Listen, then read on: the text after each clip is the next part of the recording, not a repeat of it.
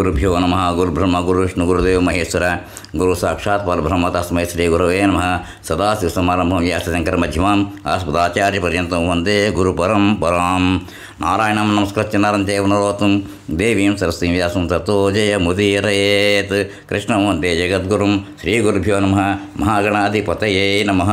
కృష్ణమూర్తి పద్ధతి యాస్ట్రాలజీ దానికి ఇప్పుడు ఎపిసోడ్ 2 స్టార్ట్ చేస్తున్నాను అన్నమాట. ముందర మామూలుగా అవుట్ ఎంత అంటే కొంచెం బ్రాడ్గా ఎలా ఉంటుందో చెప్పాము. ఇప్పుడు కూడా అలాగే చెప్తాను. కొంచెం కేపీ చార్ట్లో అంటే దీన్ని ఇప్పుడు నా జనరలైజ్ అయిపోయింది మొత్తం అంటాను. ఎందుకంటే ఇప్పుడు చార్టు స్క్వేర్ టైప్లో వచ్చి పైన 4 పక్కన 2 కింద 4 ఇలా గళ్ళు ఉంటాయన్నమాట. అది మీనం దగ్గర నుంచి స్టార్ట్ చేసుకుని మీనం, మేషం, వృషభం, మిథునం, కర్కాటకం, సింహం, కన్య, తుల, వృశ్చికం, ధనస్సు, మకరం, కుంభం ఇక్కడతో ఆగుతుందన్నమాట. ఇలా అంటే ఇది క్లాక్ వైజ్ తిరుగుతుందన్నమాట.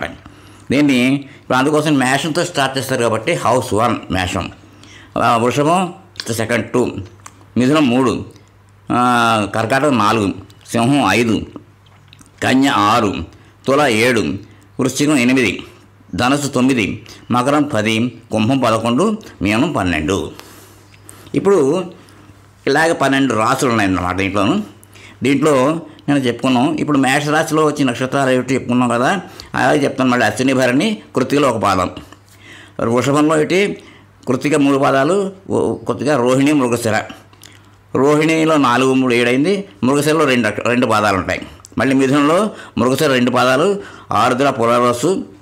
పునర్వసులో 3 పాదాలు, ఎందుకంటే అక్కడ 2, 4, 6, 3 అవుతుంది, 9 అవుతుంది కాబట్టి. ఇక్కడ మళ్ళీ కర్కాటకంలో పునర్వసు 1 పాదం, పుష్యమి, ఆశ్లేష 9 అయిపోతాయి ఇక్కడికి. అంటే ఇది చూస్తే కనుక అయితే మేషం, వృషభం, మిథునం, కర్కాటకం 4 రాసులు. 4 3 అంటే 4 30 120 డిగ్రీలు. 320లో 120 అంటే 1/4 1/3. అలాగా అన్నీ 1/3 కింద వస్తుందన్నమాట. అలాగే సింహం, కన్య, తుల, వృశ్చికం దాకా ఇంకో 120. అలాగే ధనస్సు, మకరం, కుంభం, మీనం ఇంకో 120. అలా గుర్తుపెట్టుకోవాలి మనం. ఎందుకంటే దాన్ని చెప్తాను తర్వాత. ఒక్కో దాంట్లో మళ్ళీ రిపీట్ అవుతాయి అన్నమాట. దాంట్లో వచ్చాయన్నమాట. ఇప్పుడు దాంట్లో ఇది 120 అలా చెప్పుకొచ్చాం దానికన్నమాట. ఇప్పుడు రాశికి అధిపతులు ఎవరో ఒకటి చెప్తాను. ఇప్పుడు మేషరాశికి అధిపతి కుజుడు, మార్స్ అన్నమాట. దాన్ని మేషరాశిని ఇంగ్లీష్లో అరేస్ అంటారు. ఎరీస్, టౌరస్, వర్గో ఇలా వస్తాయి అన్నమాట దాంట్లో అనమాట. Cancer, Leo. కన్యారాశినేమో అది వర్గో. మిథున రాశి జమిని, వర్గో రాశి కన్య. అలాగే తుల అంటే లిబ్రా, వృశ్చికం అంటే దాన్ని ఏమంటామంటే స్కార్పియో, ధనస్సు ఏమో సెక్రటేరియస్, మకరం అంటే దాన్ని ఏమంటామంటే మకరం, కుంభం, మీనం. మీనం అంటే అది పైసెస్ అంటారు దాన్ని. ఇది అనమాట. వీటికి రాసులు ఇలా చెప్పుకుంటాం మనం దీనికి. ఇప్పుడు మేషరాశిలో వచ్చిన నక్షత్రాలు అశ్విని, భరణి చెప్పుకున్నాం కదా ఇవన్నీ. అశ్విని, భరణి, కృత్తికలో 1 పాదం. ఇలాగ వరుసగా 9 అలాగా వరుసగా డిస్ట్రిబ్యూట్ అవుతుందన్నమాట. ఆఖరికి వచ్చేప్పుడు రేవతి నక్షత్రం 4 పాదాలు మీనరాశిలోకి వస్తుందన్నమాట. వరుసగా మెల్లమెల్లగా చెప్పుకుంటూ వెళ్ళచ్చు మనం దానికి. ఇప్పుడు మేషరాశికి అధిపతి కుజుడు అని చెప్పుకున్నాం. అలాగే వృషభ రాశికి అధిపతి శుక్రుడు, మిథున రాశి అధిపతి బుధుడు, కర్కాటక రాశికి చంద్రుడు, సింహరాశికి రవి, కన్యారాశికి బుధుడు, తులారాశికి శుక్రుడు, వృశ్చిక రాశికి కుజుడు, ధనుసు రాశికి గురుడు, మకర రాశికి శని, అలాగే కుంభరాశికి కూడా శని, మీనరాశికి గురుడు. ఇప్పుడు దీంట్లో మనం ఆలోచిస్తే 9 గ్రహాలు ఉన్నాయి మామూలుగా. ఏమిటి? రవి, చంద్ర, కుజ, రాహు, గురు, శని, బుధ, కేతులు. అయితే మరి రాహుకేతులకి ఇళ్ళు లేవు. ఇప్పుడు దీంట్లో ఆలోచించినట్లయితే ఇప్పుడు మేషం, వృశ్చికం ఈ రెండింటికి వాళ్ళ లార్డ్ ఎవరంటే కుజుడు. వృషభం, తుల ఈ రెండింటికి అధిపతి ఎవరంటే శుక్రుడు. అలాగే మిథునం, కన్యాలకి 2 కూడా బుధుడు. అలాగే ధనస్సు, మీనం కూడా గురుడు, మకర, కుంభాలకి శని. అది ఇది డిస్ట్రిబ్యూషన్ అన్నమాట. దాంట్లో కానీ రాహుకి కేతుకి లేదు. ఇప్పుడు దీంట్లో ఆలోచిస్తే రాహు అంటే సన్, మూన్కి 1 ఇల్లు ఉన్నాయి. మిగిలిన వాళ్ళ అందరికీ కూడా 2 ఉన్నాయి. అంటే కుజుడు, వీనస్సు, తర్వాత జూపిటరు, శని. తర్వాత మెర్క్యూరీ. ఇవి మొత్తం 5 ప్లానెట్స్ కూడా 2 వచ్చాయి. 5 2 10 వచ్చాయి. ఇంకో 2 ఏంటంటే రవి చంద్రుడు, వాళ్ళిద్దరికి 12. ఇప్పుడు అధిపతులు చెప్పుకున్నాం అన్నమాట. అంటే ఏంటి, వరుసగా ఒక్కొక్కళ్ళు దానికి ఎవరెవరు అధిపతులు ఉన్నారు అంటే. కానీ అంటే ఏంటి దీని అర్థం, ఒక్కొక్కళ్ళకి ఇదంతా వాళ్ళ పేర్ల మీద ఉన్న ఇళ్ళు కట్టున్నారు. వీళ్ళకి ఇళ్ళు ఇచ్చారు అనమాట.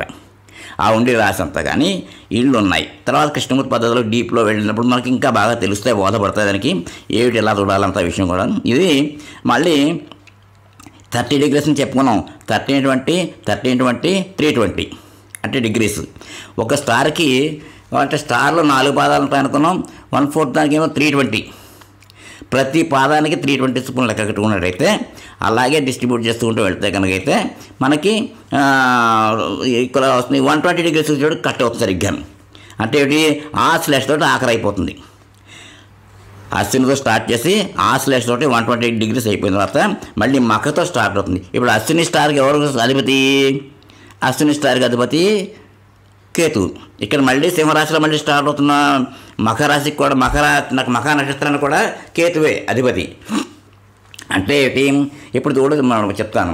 మేషరాశి, వృషభ రాశి, మిథున రాశి, కర్కాటక రాశి. దీంట్లో ఉండే నక్షత్రాలు ఏంటి, అశ్విని, కృత్తిక రాశి రవి, అలాగే కృత్తిక రోహిణికి చంద్రుడు, అలాగే రోహిణి మృగశిరకేమో కుజుడు, ఆరుద్రకేమో రాహువు, తర్వాత పునర్వసుకేమో గురుడు, పుష్యమికేమో శని, ఆశ్లేషకి మళ్ళీ బుధుడు వస్తాడు. ఇక్కడ ఏంటంటే ఆ తర్వాత మళ్ళీ ఇక్కడ కేతువు. అంటే ఏంటి, మేషరాశితో స్టార్ట్ చేసి కర్కాటక రాశితో ఎండ్ అయ్యేటప్పటికి మనకి అంటే 9 ప్లానెట్స్ వచ్చి ఎవరెవరు అంటే మొట్టమొదటిసారిగా కుజుడు వచ్చాడు, శుక్రుడు వచ్చాడు, రవి వచ్చాడు, చంద్రుడు వచ్చాడు, కుజుడు ముందర కేతు ఫస్ట్ కేతువు, శుక్రుడు, రవి, చంద్రుడు, కుజుడు, రాహువు, గురుడు, శని, బుధుడు. ఇదనమాట. ఈ 9 ప్లానెట్స్ ఇలాగే డిస్ట్రిబ్యూట్ అవుతుంది వరుసగా. మళ్ళీ సింహరాశి నుంచి కూడా అలాగే వస్తుందన్నమాట. అంటే కేతువు అలాగే శుక్రుడు ఇవన్నీ కూడా ఈ 9 9 9 3 9 27 నక్షత్రాలు వస్తాయన్నమాట. అలాగే అక్కడ దాంట్లో ఏంటన్నమాట. కానీ ఆ ముగ్గురు అంటే దాని అర్థం ఏంటంటే ఈ కేతువుకి 3 నక్షత్రాలు ఉన్నాయన్నమాట. దాని అర్థం ఒకటేమో అశ్విని, 2 కేతువు, తర్వాత మూల నక్షత్రం వస్తుందన్నమాట. అలా ఇవన్నీ అలా ఒక్కొక్కటి అన్నమాట. ఇక్కడ అంటే ఏంటి 1 2 ఇప్పుడు 4 అయిపోయింది కదా, 5వ దాంట్లో స్టార్టింగు, అలాగే 5 6 7 8 తర్వాత 9లో స్టార్టింగు. అలాగే దాన్ని వాళ్ళు అంటే స్టార్ లార్డ్ అంటుంది అన్నమాట. ఈ స్టార్ లార్డ్ ఎవరంటే స్టార్ ఏముంది కేతువు, దానికి లార్డ్ ఎవరు అంటే స్టార్ ఏమిటంటే అశ్విని, దానికి లార్డ్ ఎవరంటే కేతు, అశ్విని కేతు అనమాట అండి. ఏమండి ఇప్పుడు అశ్విని భరణికి శుక్రుడు ఇలాగ వరుసగా అందరికీ లార్డ్షిప్ ఇచ్చారు. అందుచేతను ఇప్పుడు అందరికీ కూడా ఇప్పుడు ఇక్కడ రాహుకేతులు ఇళ్ళు లేకపోయినా వాళ్ళకి భగవంతుని కోరికలు ఎలా ఇచ్చారంటే వాళ్ళు ఎక్కడ ఉంటే వాళ్ళది ఆ ఇల్లు. ఇప్పుడు అది చెప్తాను, తర్వాత మెల్లగా చెప్తాను. దానికి వాళ్ళు దాంట్లో ఉంటారు కాబట్టి ఆ గుణాలు మళ్ళీ ఆ ఇంట్లో ఉంటే వాళ్ళకి అదే ఇల్లు. వాళ్ళిద్దరు ఒకటే ఉంటే సరే లేకపోతే అంటే ఎవరికి వాళ్ళు 180 degrees సెపరేట్లో ఉంటారు కాబట్టి వాళ్ళకి దాంట్లో వీళ్ళకి ఆపోజిట్లో వీళ్ళు ఉంటారు. వాళ్ళు ఎక్కడుంటే ఆ ఇంట్లో వాళ్ళు ఉండొచ్చు వాళ్ళదనమాట. అలాగా డిస్ట్రిబ్యూషన్లు మనకి ఇళ్ళు వచ్చాయి కాబట్టి ఇది స్టార్స్ గురించి తెలిసి మనకి ఇప్పుడు అంతే. ఇప్పుడు మనం వరుసగా కూడా ఈ రకంగా చెప్పుకున్నట్టయితే 120 degrees డిస్ట్రిబ్యూషన్లో మనకి 9 స్టార్స్కి అవండి. ఇప్పుడు 9కి అంటే 9 స్టార్స్కి 9 4 36 అంటే అలా 36 ఇంటూ 3 18 3 3 అలా 180 ఇలా ఇది వస్తుందన్నమాట. 9 4 36 36 36 72 78 108 అలాగనమాట. పాదాలు 108 పాదాలు అదనమాట చెప్పుకునే మాట. అయితే దీంట్లో ప్రతి డిగ్రీకి కూడా ప్రతి డిగ్రీ మినిట్స్ దగ్గర నుంచి కూడా క్యాలిక్యులేట్ చేసి దాని యొక్క అంటే శరీరానికి ఆరోగ్యం ఏమిటి ఉన్నాయో కూడా పాపం కృష్ణమూర్తి గారు చాలా కష్టపడిన దాంట్లో రాశారు. నేను అంత ప్రాక్టీస్ వాటిని చేయకపోయినా మనకి బేసిక్గా బేసిక్ నేర్చుకుంటే చాలు ఉందరా. ఆ ఉద్దేశంతో నేను స్టార్ట్ చేస్తున్నాను అన్నమాట మీ అందరికీ చెప్పడానికి. అవుట్లైన్స్ మామూలుగా ఎలా ఉంటాయో చెప్పాను. అంటే ఇప్పుడు మనం చూడగానే చార్టు కృష్ణమూర్తి పద్ధతిలో చార్ట్ ఎలా ఉంటుంది అని చూసుకుంటున్నట్టయితే మనకి ఇక్కడి నుంచి స్టార్ట్ అయింది కాబట్టి ఓహో మనకి ఇంత ఇది వచ్చింది. మనకి మనం దాన్ని బట్టి వస్తున్నది చూస్తే కనుకైతే ఏ స్టార్ ఎక్కడ ఇదవుతాడు మనకి చూసుకున్నట్టయితే మనకి దాన్ని బట్టి మనం చెప్పగలుగుతాం మనిషి ఎక్కడున్నాడు సంగతి. చెప్పుకునే పద్ధతులు కృష్ణమూర్తి పద్ధతిలో ఏంటంటే స్టార్లు ఆడేటి సబ్బులు ఆడేటి కూడా చెప్తాం కదా. ఆ సబ్స్ గురించి కూడా తర్వాత నేను కొంచెం దాన్ని డీటెయిల్గా చెప్తాను కొంచెం. అంటే ఇప్పుడు మనం తెలుసుకోవాల్సింది ఏంటంటే 120 120 120 చొప్పున అయింది. దాంట్లో 9 స్టార్స్ అంటే 9 స్టార్ లార్డ్స్ కూడా చెప్పుకున్నాం మనం. వాళ్ళు అలాగే వరుసగా ఎలా వస్తున్నారో స్టార్స్ కూడా ప్రతి స్టార్స్ కూడా వాళ్ళు అధిపతి ఉంటున్నారు. అలాగే రాహుకేతులు ఇళ్ళు లేకపోయినా వాళ్ళు ఎక్కడ ఉంటారు, వాళ్ళకి ఆ ఇల్లు కింద వాళ్ళదే ఆ ఇల్లు ఉన్నట్టుగా చూస్తారు వాట. అది ప్రస్తుతానికి ఇంత చేసుకుని నేర్చుకోవాలి దీంట్లోనూ. తర్వాత అంటే ఇప్పుడు ఇవి రాసులు మాత్రం చెప్పుకున్నాం మనం, లగ్నాలు తర్వాత వస్తాయి. రాశిని బట్టి ఈ రాశికి గుణాలు ఉంటాయండి, రాశి ఇదండి లక్షణం అని చెప్పేసి చెప్పడం అదంతా జనరల్గా చెప్తారు అంతే. అవన్నీ జనరలే కానీ దాన్ని మాత్రం ఇన్ పర్టికులర్ నా ఉద్దేశం నేనేమనుకుంటానంటే అందరికీ అలాంటి క్వాలిటీస్ వస్తాయా, రావు. మేషరాశిలో ఉంటే ఎవరు ఉంటారు, వాళ్ళ క్వాలిటీ ఎలా ఉంటారు, పొడుగ్గా ఉంటారు, పొట్టిగా ఉంటారు, అన్నీ ఉంటాయి. అందుచేత నేను దానికి అంత దూరంగా వెళ్ళలేదు, స్టడీకి వెళ్ళలేదు. కానీ కొంతమంది చెప్తే కరెక్ట్ అయితే ఉండొచ్చేమో నాకు తెలియదు.